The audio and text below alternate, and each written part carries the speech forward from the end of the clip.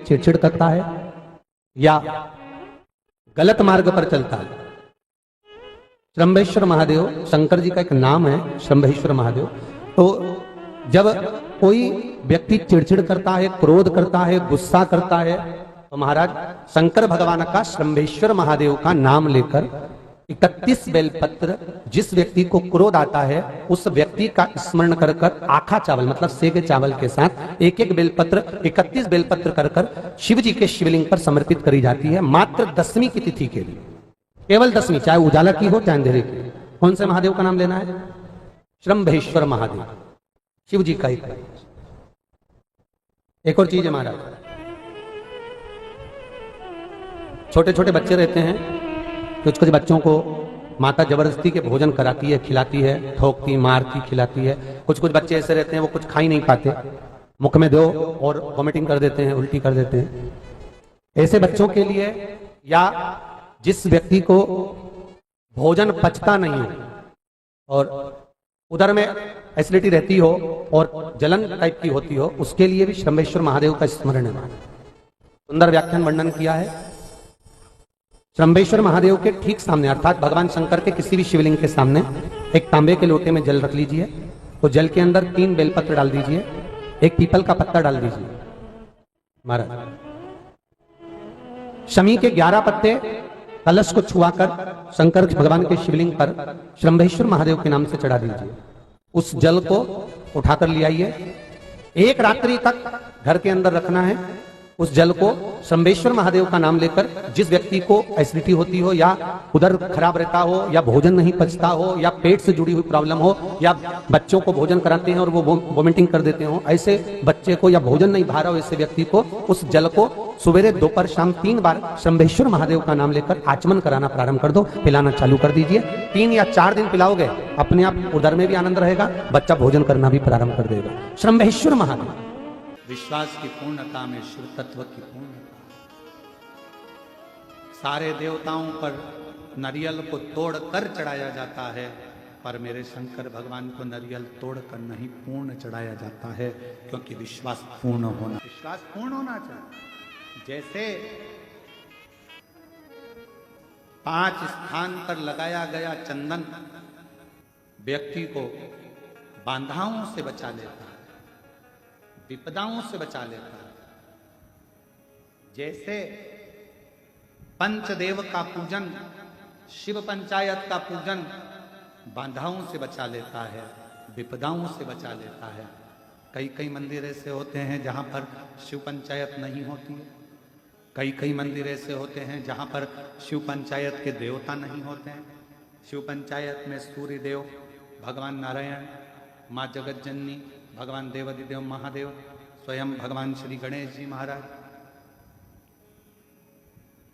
ये 5 देव शिव पंचायत के मूल देवता माने। पर कई मंदिर ऐसे हैं जहां पर शिव पंचायत में सूर्य देवता का मंदिर में मूर्ति नहीं है, या भगवान विष्णु की मूर्ति नहीं है, शंकर जी की मूर्ति के, तो यहाँ शिव पंचायतन का पूजन का स्मरण करते हुए वर्णन किया गया लिंग पुराण के अंदर कि शिवलिंग में 5 जगह ऐसी होती है जहां पर अगर चंदन का लेपन कर दिया जाता है तो विपदा, बांधा, तकलीफें, कष्ट दूर होता चले। 5 स्थान बताए, उसको समझिए। जैसे इसको देखो, ठीक है, ये शिवलिंग को अपन मान लो, इसको जलाधारी मानो जहां से जल बहता, ठीक है। ये गोल भाग जलाधारी जिस पर शिवपिंडी रखिए, यहीं पर अपन गणेश जी कार्तिकेय का स्थान, बीच में अशोक सुंदरी का स्थान मान रहे। अब इसको समझिए, 5 स्थान बताए। पहला स्थान भगवान शंकर के पूरे शिवलिंग का मध्य भाग, ये पूरा जो शिवलिंग है शिव जी का, इस शिवलिंग का मध्य भाग प्रथम। द्वितीय है जहां पर गंगा का अविरल धारा निरंतर बह रही है, द्वितीय स्थान गंगा की धारा का मूल बिंदु शिखा, पहला। दूसरा, तृतीय स्थान उसी के सामने जो जलाधारी का पटका दिख रहा हो, दिखता है जलाधारी का सामने का हिस्सा, भीतर का हिस्सा नहीं, जिस पे रखा है वो हिस्सा नहीं, सामने जो दिख रहा है। 1, 2 और तृतीय स्थान मां अंबा जगदम्बा के कंठ भाग पर चंदन का लेप। महाराज 3 स्थान ये बताए। चौथा स्थान जहां से जल नीचे गिर रहा है, जल गिरने का जो स्थान छोटा सा एक भाग रहता है, वो जितनी जगह रहती है उसके मध्य भाग, चतुर्थ स्थान। और 5वें नंबर का जो भाग बताया गया वो अशोक सुंदरी का स्थान। ये 5 स्थान ऐसे हैं जहां चंदन का थोड़ी सी बिंदी भी अगर हम लगा देते हैं तो कैसी भी विषम परिस्थिति हो वो टल जाती है और बाबा की कृपा होना। पंचदेव, शिव पंचायत के 5 देवताओं का स्मरण कर कर, सूर्य देव, नारायण, मां अम्बा, जगदम्बा, दुर्गा भवानी, भगवान देव महादेव, भगवान श्री गणेश जी महाराज का स्मरण कर कर पंचदेव के नाम से पंच नहीं अपने मंदिर में शिव पंचायत नहीं विराज रही है या शिव पंचायत है नहीं, अपने मंदिरों में शिव पंचायत की मूर्ति नहीं है, तो हम 5 स्थान पर लेपन कर सकते। और हम तो यहां तक कहेंगे अगर कोई स्त्री हो, पुरुष हो, बच्चा हो, बूढ़ा हो, जवान हो, किसी को भी शरीर का चर्म रोग अगर हो गया है, चर्म रोग से अगर वो ग्रसित हो गया है तो दुर्वा, जानते हो दुर्वा, सोमवार की अष्टमी के दिन यही 5 स्थान पर दुर्वा को समर्पित करें और वही दुर्वा वापिस लेकर और 5 दिन तक लगातार एक एक दुर्वा, जो स्थान बताए हैं, प्रथम स्थान की दुर्वा पहले, द्वितीय स्थान, तृतीय स्थान की तीसरे दिन, चौथे स्थान की चौथे दिन, 5वें स्थान की 5वें दिन उस दुर्वा का सेवन करे धीरे धीरे। ये अगर वो सोमवार की अष्टमी के दिन 5 दिवस तक लगातार उस दुर्वा का सेवन करे, डॉक्टर का इलाज अपनी जगह चलने दो, डॉक्टर को दिखाते रहो क्योंकि वो भी शिव का रूप है, पर साथ में अगर वो दुर्वा का प्रयोग करना प्रारंभ करे तो अगर चमड़ी सफेद भी पड़ जाती है या चर्म रोग कैसा भी हो जाता है, धीरे धीरे ठीक होना प्रारंभ हो जाता है। शिव पंचायत में रोग की मुक्ति के लिए, चर्म रोग की मुक्ति के लिए स्वयं भास्कर भगवान देव महादेव के स्वरूप आनंदमय सुखमय सूर्य देवता की भी उपासना करी। बेल पत्र के पत्र को तोड़ने से पहले एक नियम है कि बेलपत्र के पत्र को वृक्ष से जब तोड़ा जाता है तो सबसे पहले उसको मंत्र दिया जाता है। क्या कहा जाता है? ओम नमः शिवाय। बेलपत्र के पत्र को पेड़ पे से जब तोड़ा जाता है तो ओम नमः शिवाय का नाद किया जाता है। और बेलपत्र के पत्र में, इसमें तो वो नहीं है गूठी, बेलपत्र का जब पत्ता टूटता है तो यहाँ एक गूठी आ जाती है, देखा है आप लोगों ने? जम के तो बोलो, देखा है? तो बेलपत्र के पत्र में जो गूठी होती है उसको भी जब तोड़ा जाता है, उस गूठी को जब अलग किया जाता है तब भी शिव मंत्र उसको दिया जाता है। ओम नमः शिवाय, ओम नमः शिवाय, ओम नमः शिवाय। वृक्ष पे से पत्ते को तोड़ा तो मंत्र दिया, गूठी को तोड़ा तो मंत्र दिया, और बेलपत्र के पत्ते को जब तोड़ा जाता है, मंत्र, पत्ते को तोड़ने से पहले मंत्र प्रदान किया जाता है, और जब तोड़ा जाता है तो कहा जाता है, हे माँ पार्वती, हे माँ गोरा, चलो तुम्हें शिवजी ने बुलाया है मेरे कल्याण के लिए। माँ, आपको शंकर जी ने याद किया है, मेरे ऊपर बहुत दुख है माँ, कल्याण करिए, चलिए मेरे दुख को समाप्त करिए, निमंत्रण दो।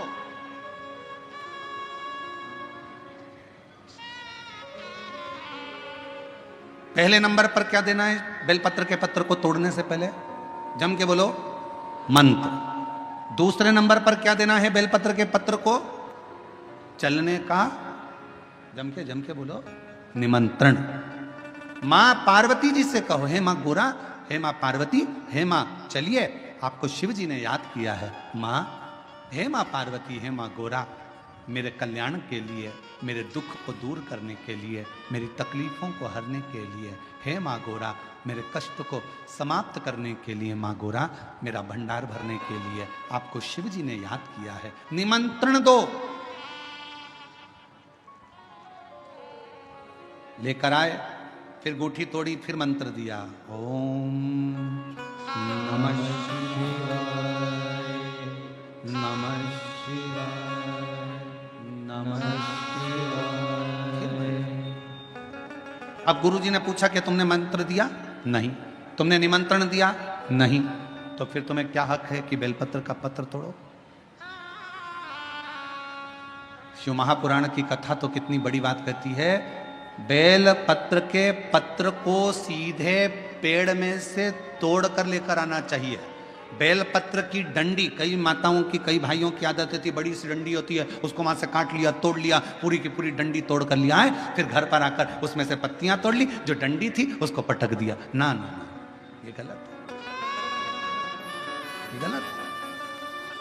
वृक्ष से पत्तों को निमंत्रण देकर फिर तोड़ा जाता है और फिर लेकर आकर डूठी तोड़ते समय भी शिव मंत्र को दिया जाता है।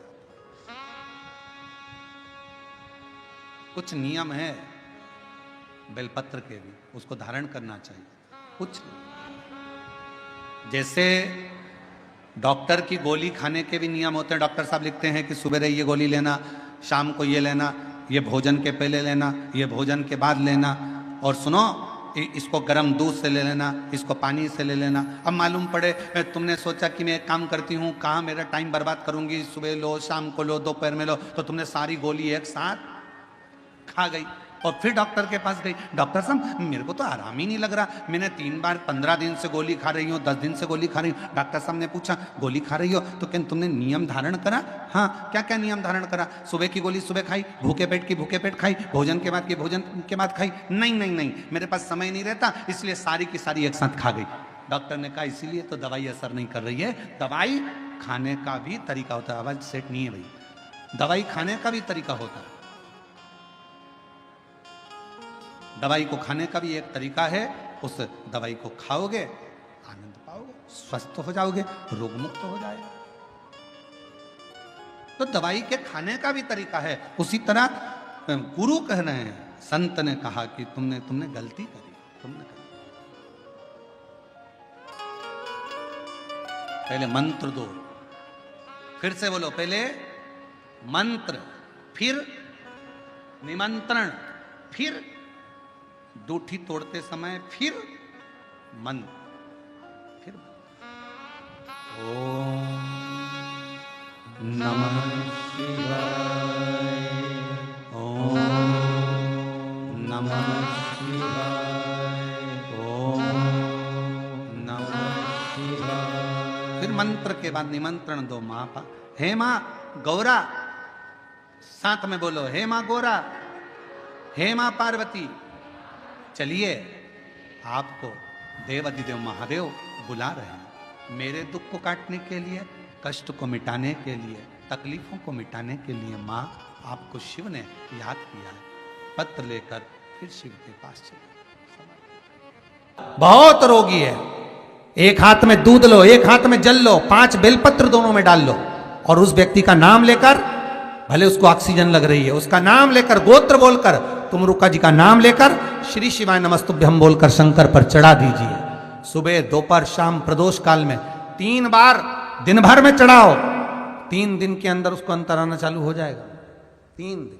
जिस लड़का और लड़की का विवाह नहीं हो रहा, बहुत हताश हो गए, परेशान हो गए, विवाह संबंध जमी नहीं रहा, किसी भी बुधवार के दिन तांबे के कलश में चने की दाल को भर लीजिए, किसी भी बुधवार, और तांबे के कलश में चने की दाल को भर लो, उसमें 2 गोल सुपारी रख लो, पूजन वाली सुपारी रखकर 2 सिक्के उसमें रख लो, पीले कपड़े से मुख बांध दो, उसका पूजन करो बुधवार के दिन भी, और गुरुवार के दिन उसका पूजन स्नान करने के बाद करना। पर घर में किसी से बात मत करना, मुख से शब्द मत बोलना, मुख झूठा मत करना।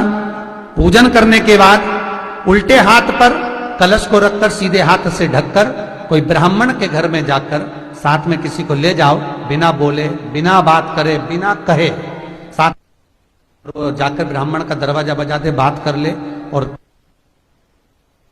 में कह जाओ, पर तुम्हें नहीं बोलना है। और वो कलश ब्राह्मण के अपनी कामना कर कर वो कलश का दान दे दिया जाए। महाराज ज्यादा से ज्यादा 4 महीना, 3 महीने के अंदर विवाह संबंध पक्का हो जाता है। विवाह संबंध, चने की दाल का दान कुछ सहज नहीं है। जिस नारी का रजोधर्म रजो धर्म के अंतर्गत नारी को जो जो परेशानियां होती हैं, कोई के 8 दिन पहले, 4 दिन पहले, 3 दिन पहले कहीं ना कहीं रजो धर्म के अंतर्गत जो बीमारियां होती हैं, उसके लिए महाराज 7 चने की दाल के दाने तुलसी महारानी के सामने कटोरी में रखकर तुलसी के 3 पत्ते उसमें डालकर अपनी मनोकामना कर कर तुलसी में 3 बार जल छोड़कर वो तुलसी और वो चने की दाल ले जाएं और उसको धीरे धीरे कर कर एक एक कर कर सुबह शाम दोपहर में उसको खा लीजिए। रजो धर्म से जुड़ी हुई परेशानी समाप्त।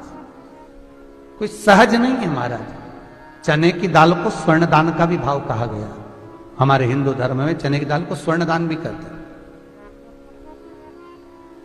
जो व्यक्ति स्वर्ण दान नहीं कर पाता वो चने की दाल का दान कर देता है, तो स्वर्ण दान के बराबर मान्य महाराज। फिर निवेदन करा, चने की दाल का व्याख्यान वर्णन फिर किया गया।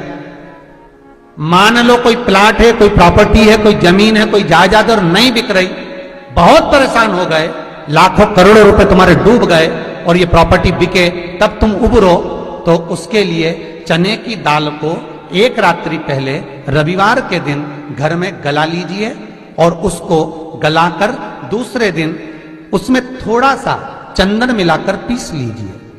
पर पीसना आपको मिक्सर में नहीं है, पीसना आपको सिलबट्टे पर, चकोटी पर, जो आपके यहां उससे उसको पीस लीजिए।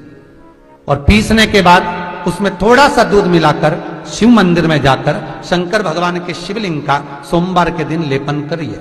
लेपन कर कर अपनी कामना कर कर शिवलिंग पर 3 उंगलियां लगा लीजिए महाराज, अपनी कामना कर कर। जो 3 उंगलियां आपने लगाई है, उंगली हटाते समय चंदन के लेपन को जो लगाया आपने, चने की दाल का लेपन, स्वर्ण का लेपन, उसको हम कहते हैं स्वर्ण लेपन, उसको लेकर आ जाइए महाराज। उसको थोड़ा सा लेकर आ जाओ, एक किसी भी फूल में उसको लगाकर जो जमीन, जो प्रॉपर्टी, जो जगह बेचना है वहां पटक दीजिए महाराज। उसके ग्राहक आना चालू हो जाएंगे और वो प्रॉपर्टी शीघ्र बिक जाएगी। अपनी कामना के अनुसार बिकेगी कि कितने में आपको बेचना, अपने अनुसार। महाराज चने की दाल स्वर्ण दान के बराबर है। चने की दाल को सहज नहीं समझा जाता। गुरु भक्ति के लिए बहुत मूल है। माताएं कई बार पीले गुरुवार करती हैं या केले के पेड़ के नीचे पूजन करती है तो चने दाल समर्पित करती है। क्यों करती है? उसका भाव है स्वर्ण दान के बराबर, मनवांचित फल की प्राप्ति के लिए, मनोकामना के लिए।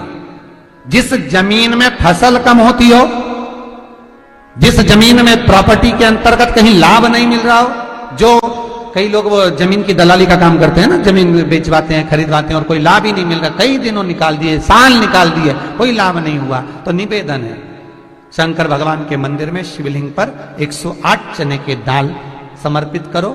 उस 108 चने की दाल को प्रदोष के दिन शाम के समय समर्पित कर कर उस दाल को उठाकर लिया, जेब में पीले रुमाल के साथ उसको बांध कर रख लो। किसी प्रॉपर्टी का सौदा कराने जाओ, उसको पटक कर लेकर जाओ, आपके लाभ होना चालू, सौदे होने चालू, आपको कमीशन मिलना